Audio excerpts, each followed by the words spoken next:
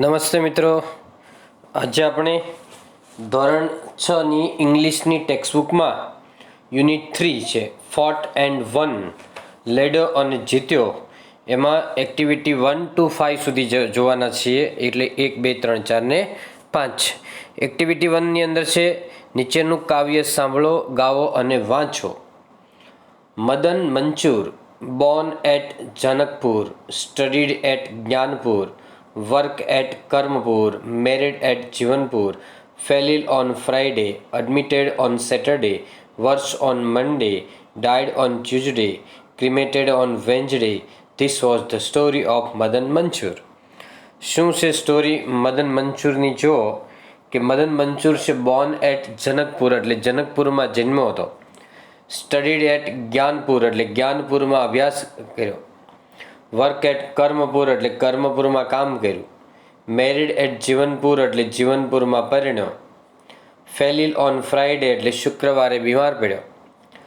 Admitted on Saturday એટલે શનિવારે દાખલ કર્યો. વર્સ ઓન મંડે એટલે સોમવારે વધારે ખરાબ બીમાર પડ્યો, ખરાબ સ્થિતિ થઈ ગઈ. ડાયડ ઓન ટ્યુઝડે એટલે મંગળવારે મરી ગયો. ક્રિમેટેડ ઓન વેન્સડે એટલે બુધવારે દાટી દીધો, દફનાવી દીધો. This was the story of Madan Manchur. તો આ પ્રકારની વાર્તા છે મદન મંચુરની છે. અહીં આપેલા શબ્દો જેવા શબ્દો કાવ્યમાંથી શોધીને લખો. એક્ઝામ્પલ છે સ્ટડીડ, તો સ્ટડીડની જગ્યાએ વર્ક લખવાનું, મેરિડ લખવાનું, એડમિટેડ લખવાનું, ડાયડ લખવાનું, ક્રિમેટેડ લખવાનું છે. બીજી લાઈનમાં મંડે છે, તો મંડે જેવા શબ્દો ટ્યુઝડે છે, વેન્સડે છે, ફ્રાઈડે છે અને સેટરડે એ લખવાના. ત્યાર પછી જનકપુર છે, તો જનકપુરમાં જ્ઞાનપુર, કર્મપુર, જીવનપુર લખવાનું. બાકી રહેતા શબ્દો છે મદન મંચુર, બોર્ન, એટ, ફેલ ઇલ ભેગું લખવાનું, fell ill, on, sorry, story, of, વર્ષ અને વોઝ. આટલા બાકી રહેતા શબ્દોમાં લખવાનું છે. હવે આપણે એક્ટિવિટી 2 ડિસ્કસ કરવા જઈ રહ્યા છીએ. એમાં જો કે તમારા શિક્ષક પાસે વારાફરતી જાઓ, તેઓ જે ચિઠ્ઠી આપે તે ક્રિયા કરો. તમે કઈ ક્રિયા કરી તમારા મિત્રોને ઓળખવા દો. એક્ઝામ્પલ છે આમિર પ્લેડ ક્રિકેટ એટલે આમિર ક્રિકેટ રમ્યો હતો. જયા સેંગ અ સોંગ એટલે જયાએ એક ગીત ગાયું હતું. બીમાં આપેલું છે કે Aamir says I played cricket, Jaya says I sang a song એટલે મેં ગીત ગાયું હતું. ભૂતકાળ છે, પ્લેનું ભૂતકાળ છે પ્લેડ અને સિંગનું ભૂતકાળ છે સેંગ એટલે ગાયું હતું. એક્ટિવિટી 3 છે તમે વાલિયા લૂંટારાની વાર્તા જાણો છો. અહીં વાલિયા વિશે થોડા વાક્યો આપ્યા છે તથા બોક્સમાં કેટલાક શબ્દો આપ્યા છે. એમાંથી યોગ્ય શબ્દ પસંદ કરી ખાલી જગ્યા પૂરો. બરાબર. વાલિયા વોઝ અ રોબર એટલે વાલિયા એક લૂંટારો હતો. હી લીવડ ઇન અ ફોરેસ્ટ એટલે તે જંગલમાં રહેતો હતો. હી લૂટેડ પીપલ એટલે તે લોકોને લૂંટતો હતો. So people were afraid of him તેથી લોકો તેનાથી ડરતા હતા. અફ્રેડ એટલે ડરવું. His family was not happy with him તેનું કુટુંબ એના સાથે ખુશ નહીં હતું. વન્સ નારદ મુનિ પાસ થ્રુ ધ ફોરેસ્ટ એકવાર નારદ મુનિ છે જંગલમાંથી પસાર થયા હતા. પાસમાં ઈડીવાળો. His advice change Valiya's life તેની સલાહે વાલિયાનું જીવન બદલી નાખ્યું હતું. ચેન્જમાં બીજું લખવાનું છે. Valiya the robber became Valmiki the saint Valiya લૂંટારો છે એ વાલ્મીકી ઋષિ બની ગયો હતો. સેન્ટ એટલે સંત અથવા ઋષિ થાય. હી રોટ ધ રામાયણ એટલે તેણે રામાયણ લખી હતી. રાઇટનું ભૂતકાળ છે રોટ લખવાનું તમારે. બીજું છે. પછી એક્ટિવિટી 4 છે કે તમારા શિક્ષક વાર્તા વાંચી સંભળાવે ત્યારે પાઠ્યપુસ્તક બંધ રાખીને વાર્તા સાંભળો. તે પછી વાર્તા વાંચો અને તમારા મિત્રોને વાંચી સંભળાવો. બિરજુ ધ બ્રેવ, બ્રેવ એટલે શું થાય? બહાદુર થાય. શું થાય? બ્રેવ એટલે બહાદુર. જો તો Birju the brave there was a small village in the mountains એટલે પર્વતોની અંદર એક નાનું ગામ હતું. The name of the village was Surajpur એક ગામનું નામ સુરજપુર હતું. What was the name of the village? The name of the village was Surajpur. There was a big forest all around Surajpur સુરજપુરની આસપાસ મોટું જંગલ હતું. બિગ ફોરેસ્ટ એટલે મોટું જંગલ અને અરાઉન્ડ એટલે આસપાસ. People in Surajpur were happy. સુરજપુરના લોકો ખુશ હતા અને સુખી હતા. How were people in Surajpur?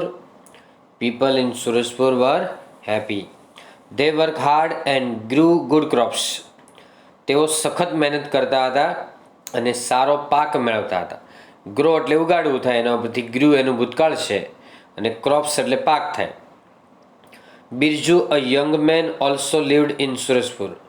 Birju નામનો યુવાન માણસ એ પણ સુરજપુરમાં રહેતો હતો. ઓલ્સો એટલે પણ.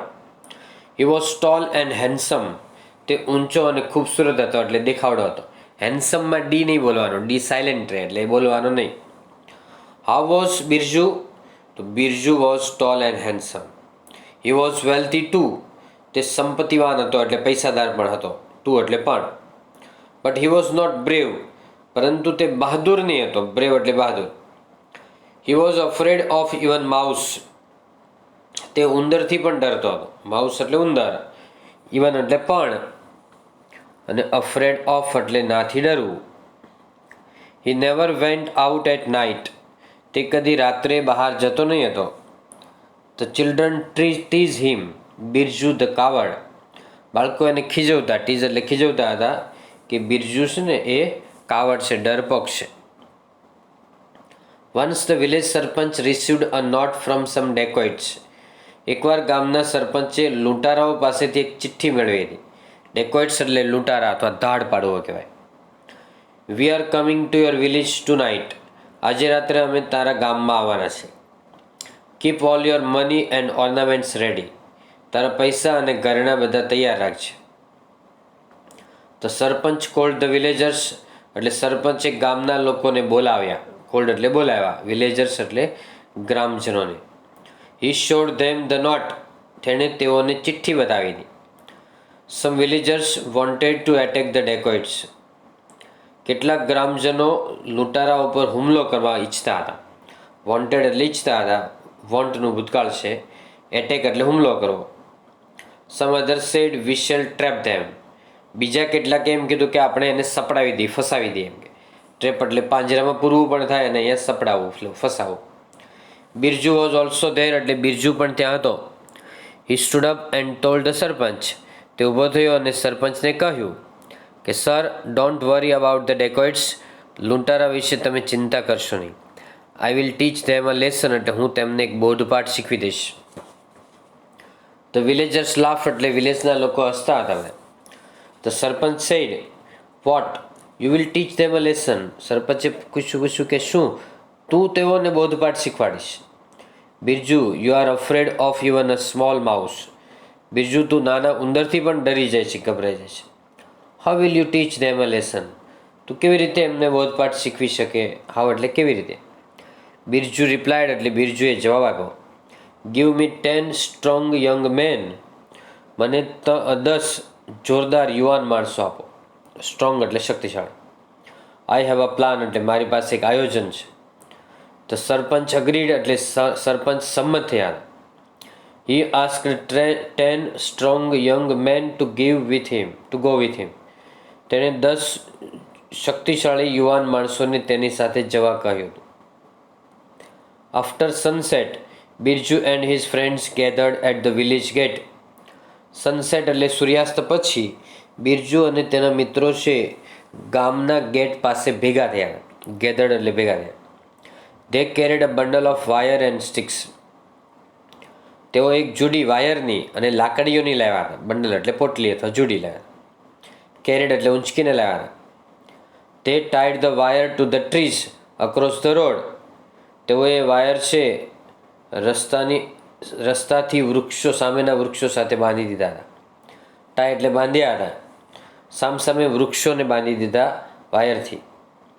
તે tied the wire to the trees across the road. રસ્તાની આરપારના જે વૃક્ષો છે ત્યાં વાયર બાંધી દીધા. Then they hid themselves behind the trees. અને પછી તેઓ વૃક્ષની પાછળ છુપાઈ ગયા. હાઇડ એટલે સંતાવું, એનું ભૂતકાળ છે હિડ. ધેમસેલ્વ્સ એટલે તેમની જાતે છુપાઈ ગયા. બિહાઇન્ડ એટલે પાછળ. ઇટ વોઝ ડાર્ક એટલે અંધારું હતું. They did not see anyone for a long time. તેઓ લાંબો સમય સુધી કંઈ જોઈ શક્યા નહીં હતા. ફોર એ લોંગ ટાઈમ એટલે લાંબો સમય સુધી. Late at night the dacoits came on horseback. મોડી રાત્રિ થતાં લૂંટારાઓ છે ઘોડાની પીઠ ઉપર બેસીને આવ્યા હતા.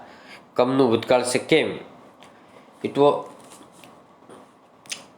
It was dark.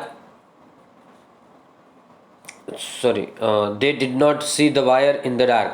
તેઓએ અંધારામાં વાયર જોયા નહીં હતા.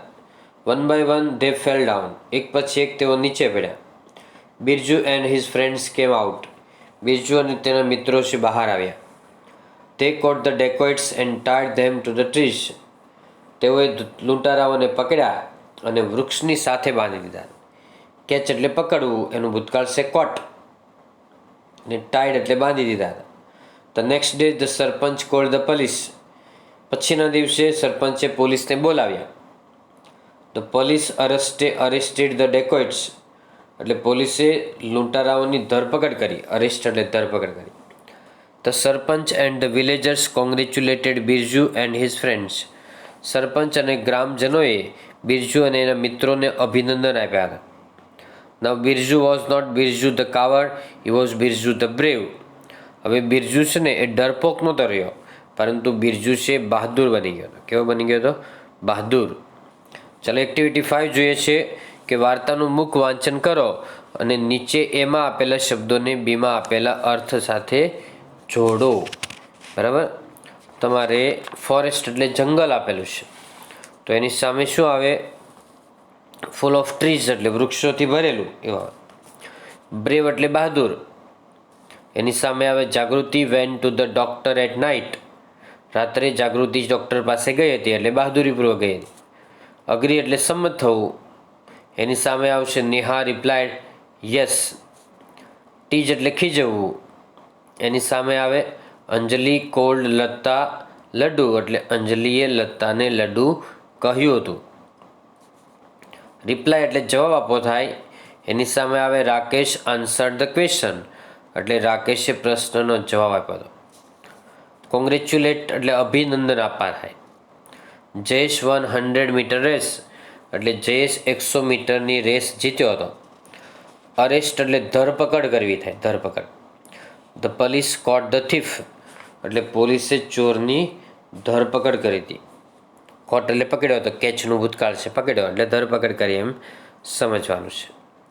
Okay friends, so that's all. Happy learning, happy sharing. Thank you very much. બાકીની એક્ટિવિટી છે નેક્સ્ટ વિડીયોમાં આવશે. ત્યાં સુધી happy learning and happy sharing.